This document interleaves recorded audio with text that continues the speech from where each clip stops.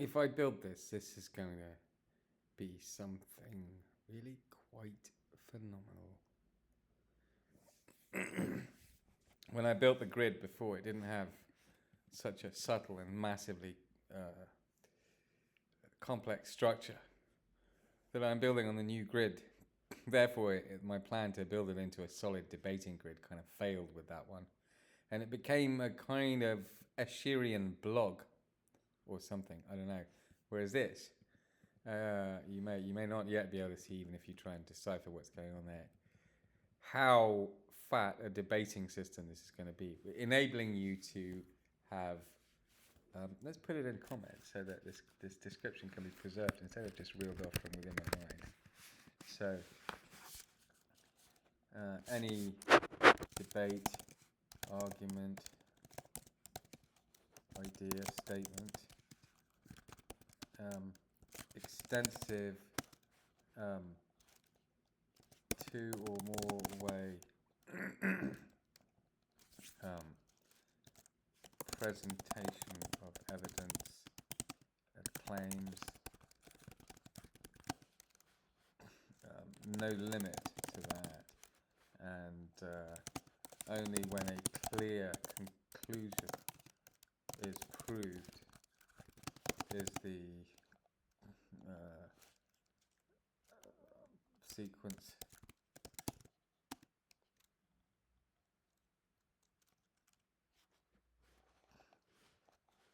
closed, but can be reopened with the presentation of new evidence anytime.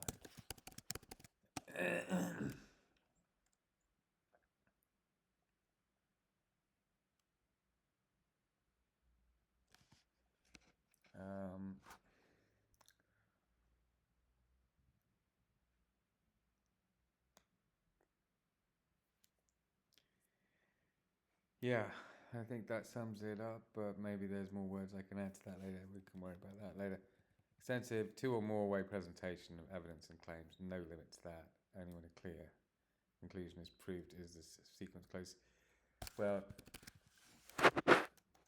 all arguments possible will be added so that you can see what people who are wrong are saying, why they think they're right, and see why they are indeed wrong, etc. And that's a very good example because, then when you agree with something, you know that you're not just, waving a flag, because you've actually seen the evidence or the argument, the logic of something, and you believe that that's true, so you accept that. And then if later on you find out something which makes you realize that was incorrect, and you change, and you don't need to have emotions about oh no, or fears about, you don't become allied to a position in life because you made it. If there is new and better evidence telling you that you were incorrect, then you change your position. This is what I suppose I'd wanted to create, but the main reason I failed was because most people weren't really that interested in engaging in debate, just in reading what I wrote. So I just did it all myself, and I didn't make it this complex and subtle, and so, as I said, it veered away from being a tight debating construct. But for lots of reasons I'm not going to go into yet, but I'm sure I could use the structure to outline them at some point, I think that I have to build this, and to build the most brilliant version of it possible by me at this time.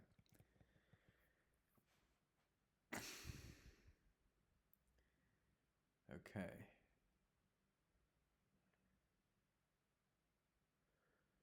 But yeah, entry, URL references, non-digital references. So if it's, the title of an article or something, it doesn't have to not even be online. It's just that that's the title.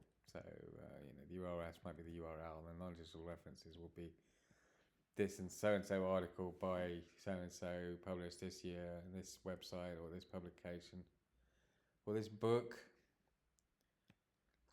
paraphrase, well, the entry, which is the actual statement, and paraphrase is a brief boiling down of the entry in a way which could be comprehended by itself without having to read the entry.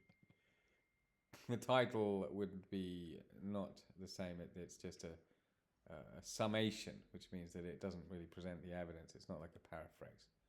Entry ID, hierarchical status.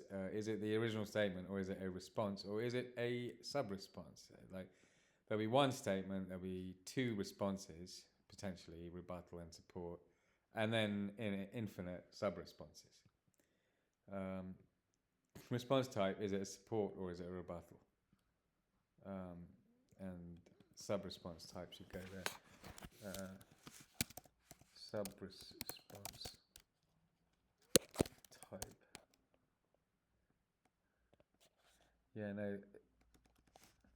Response or sub-response type. Because they'll all be one or the other. Numerical.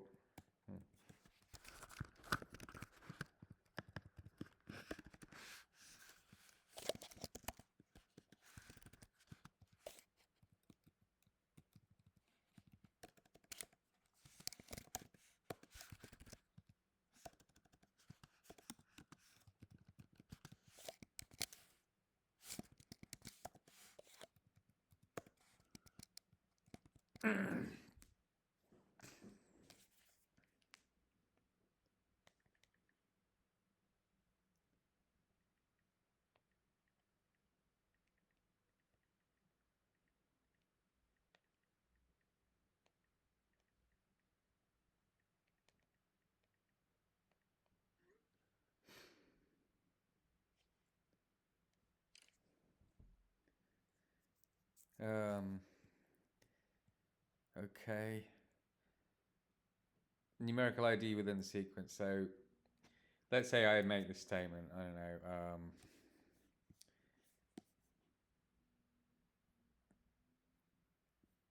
don't know. Let's see. The statement is sexism in Britain is caused by society, not by any segment of society, but by the totality. It's a long statement, right? But that's the full statement. And then let's say the first response, we're going to have two responses, support and rebuttal. And let's just give the support quickly. The support is, I would immediately give the support. The scientist, Dr. Puvia, a female Italian scientist, and it's for the record, so that you can assess later on, if you want to assess whether gender is involved, even in my assessment, that for the record, Puvia is a female Italian white scientist who has shown with data that rape victim blaming is universal across gender. It's the same whether you're male or female. The circumstances in which someone blames the victim for being raped because of how they were dressed, primarily, is the same for men and women. They all do it the same amount. So it's not a gender created problem. So that would be my first support. There'd be other support I could give, but that'd be the first one. And the first rebuttal would come from, I would go to the Guardian and just start looking around for some obvious examples of the incorrect, of what people might say to try and rebut that first statement, and say, no, it's not both genders, it's men, it's a patriarchy, and then giving some piece of evidence. One example, it wouldn't be the first one. I would try to reach for one that that was a strong argument. But if you want an example of a very weak argument, they could say, well, 99.9% cases of rape are by men. So clearly that suggests that this is a male problem, and obviously then there would be a rebuttal of that. But the rebuttal of that, and this is the thing to not lose sight of, would be classed as support of the main statement. So that's something that I should now note here. So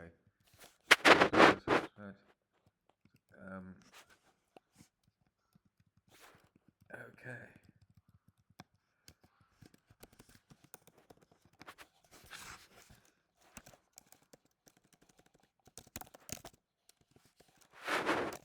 Response type is in relation to the statement with ID 0.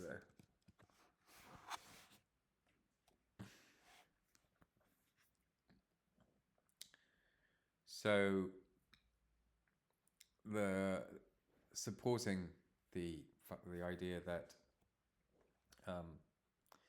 sexism is universal across society, even if it's majority aimed at women. If the majority, or even if it were the other way around, if it were majority aimed at men, which it might be in some countries, for example, Britain, that does actually seem to be what the statistics might show you. If you did an honest assessment, like with racism, it shows you a lot of surprising things. And I think what you'd be surprised to find if you do an honest assessment of Britain, you'll find that although, as Puvia proves in that example, and there's plenty of evidence that it's a completely universal across society bias, the real victims of sexism in Britain are male Britons, and the reason that that's obscured is because rich men, separately to this, have a completely privileged position across all of society and seem to run it. But actually, men have a worse deal than women. It seems to me that data will tell you if you look at that, but I'm not asserting that as a statement, and I wouldn't include that actually in this. That'd be the point at which I would then put that as a separate statement, and then I would put some support and rebuttal, and there would be clear. It'd be open-ended. It'd be like, well, we've got to get more data on this now, before we can figure out what the answer to that one might be. And I would present some data. I mean, if you want some examples that would help you see that men are discriminated against from a very young age in Britain, regardless of their race, unless they're rich.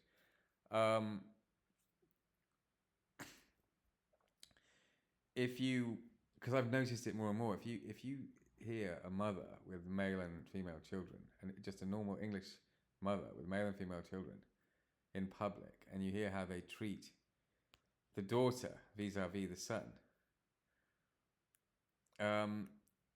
I've heard it far too often for it to be just I'm seeing outlier cases or some segment. I think, and it's not just that. You see it in the behaviour of society, but that data would have to be gathered. So this is an example that's an example of a statement I might make, which needs to be investigated. And it might be right, it might be wrong, but if there's some evidence to look into, then I start collating that.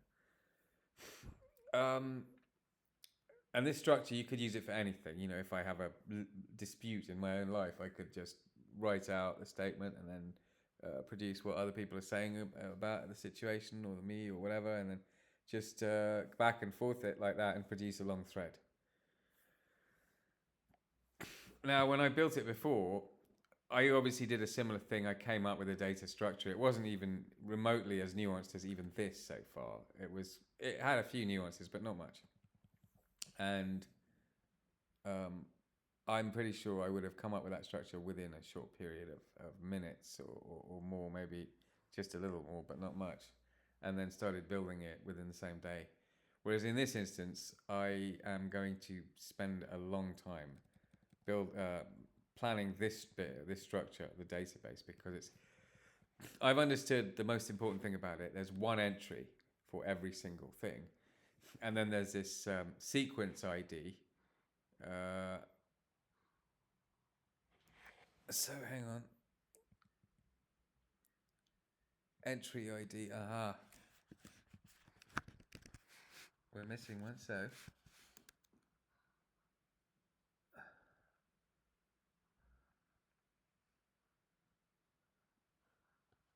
Okay. entry ID of 0 in this sequence. And so that will also fill out for sequence ID 0. Okay.